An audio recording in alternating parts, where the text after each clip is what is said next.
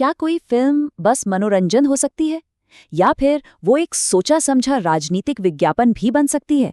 आज हम इसी सवाल को लेकर धुरंधर 2 का विश्लेषण करने वाले हैं और देखेंगे कि कैसे इसे एक फिल्म से कई ज्यादा कुछ बताया जा रहा है। देखिए, इस पूरी बातचीत की शुरुआत ही एक बहुत बड़े राजनीतिक बयान से होती है। बीजेपी के एक मुख्यमंत्री ने ये बात पब्लिकली कही कि जो लोग धुरंधर देखने जा रहे हैं वो असल में बीजेपी को ही वोट देंगे। और बस यहीं से ये सवाल खड़ा हो जाता है कि क्या ये सच में सिर्फ एक फिल्म है? तो चलिए सबसे पहले बात करते हैं फिल्म के डिस्क्लेमर की। हर फिल्म की तरह इसमें भी एक डिस्क्लेमर है, लेकिन हमारे स्रोत का मानना है कि ये एक तरह का लीगल चीट कोड है। आइए समझते हैं कि ऐसा क्यों कहा जा रहा है। यहाँ पर एक बड़ा मजेदार विरोधाभास है। फिल्म एक तरफ तो कहती है कि ये पूरी तरह काल्पनिक है, लेकिन दूसरी तरफ इसमें दाऊद इब्राहिम जैसे असली नाम और तो और नरेंद्र मोदी की असली फुटेज का इस्तेमाल होता है। स्रोत के मुताबिक ये दर्शकों के दिमाग से खेलने का, उन्हें मैनिपुलेट करने का एक तरीका है। इसका सीधा सा मतलब ये है कि इस डिस्क्लेमर का इस्तेमाल असल में हकीकत और कल्पना के बीच की लाइन को धुंधला करने के लिए किया जा रहा है, ताकि देखने वाला समझ ही ना पाए कि सच कहाँ खत्म हो रहा है और मनगढ़ंत कहानी कहाँ से शुरू हो रही है। अच्छा, अब आगे बढ़ते हैं और देखते हैं कि ये फिल्म अपना मैसेज लोगों तक पहुंचाने के लिए कौन-कौन सी मनोवैज्ञानिक तकनीकों का इस्तेमाल करती है। इसे आप एक तरह से प्रोपेगेंडा की प्लेबुक भी कह सकते हैं। जो पहली तकनीक है वो है इमोशनल प्राइमिंग। ये एक साइकोलॉजिकल तरीका है जिसमें कहानी शुरू होने से पहले ही दर्शकों की भावनाओं को एक खास दिशा दे दी जाती है, उन्हें एक खास मूड में सेट कर दिया जाता है। मिसाल के तौर पर फिल्म के बिल्कुल शुरू में पाकिस्तान में एक सिख व्यक्ति के खिलाफ हिंसा का सीन है। अब इसका फिल्म की मेन कहानी से कोई लेना देना नहीं है। स्रोत का तर्क है कि इसका इकलौता मकसद दर्शकों के मन में गुस्सा और नफरत पैदा करना है। अब एक और दिलचस्प सवाल, फिल्म अपने हीरो को इतना शक्तिशाली कैसे दिखाती है? इसका जवाब काफी चालाकी भरा है।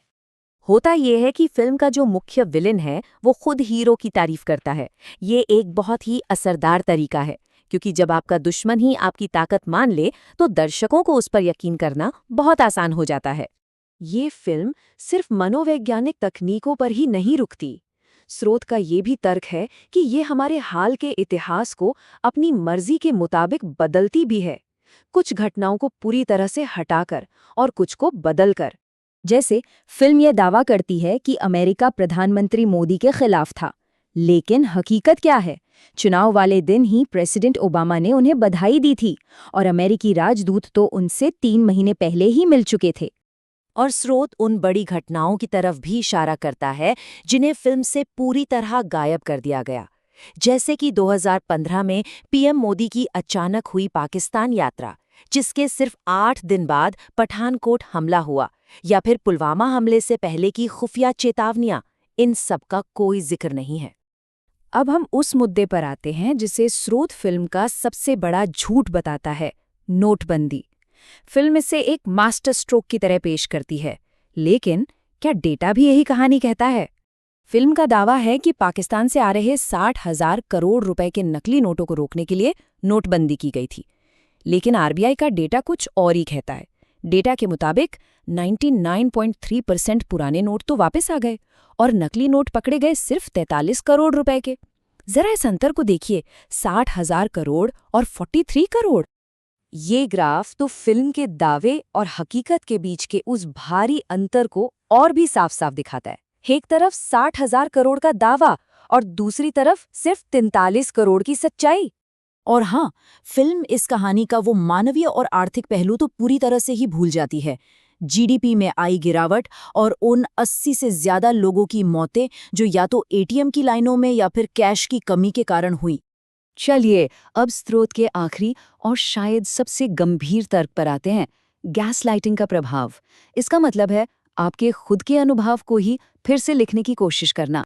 स्रोत फिल्म के पूरे असर को समझाने के लिए एक शब्द का इस्तेमाल करता है, गैस लाइटिंग। ये एक तरह का मनोवैज्ञानिक हेरफेर है जिसमें किसी व्यक्ति को उसकी अपनी यादों और अनुभवों पर ही शक करने के लिए मजबूर कर दिया जाता है। इसका मतलब ये हुआ कि फिल्म उन घटनाओं को जिन्हें लोगों ने अपनी आंखों से देखा है, उन्हें इस तरह से पेश करती है कि वो अपनी ही यादों पर सवाल उठाने लगे। और जब ऐसा होता है तो ये सिर्फ एक फिल्म नहीं रह जाती, ये एक हथियार बन जाती है। स्रोत टाइमलाइन के साथ हुए इस बड़े खिलवाड़ की ओर भी इशारा करता है। जैसे एक किरदार जो 2011 में मारे जा चुके एक असली व्यक्ति पर आधारित है, उसे फिल्म में 2023 की एक घटना का गवाह बनते हुए दिखाया गया है। ये तो सीधे सीधे इतिहास को फिर से लिखने जैसा है।